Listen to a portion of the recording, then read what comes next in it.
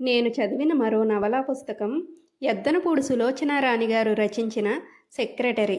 ఈ పుస్తకాన్ని రచించి 50 సంవత్సరాలు గతించినప్పటికీ ఇప్పటికీ కొత్తదనం ఉలికి పడుతూనే ఉంటుంది.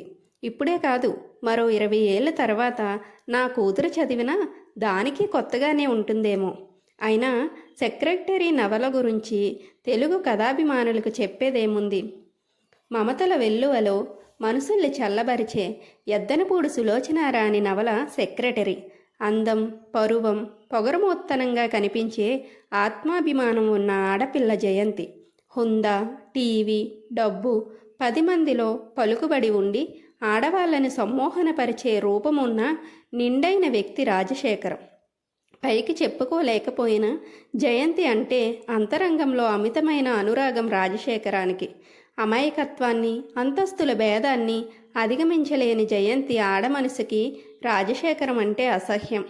అందమైన రాజశేఖరం, మరీ అందమైన అతని సెక్రటరీ జయంతి. ఈ కథ ఆంధ్రులకు కొత్తదేం కాదు.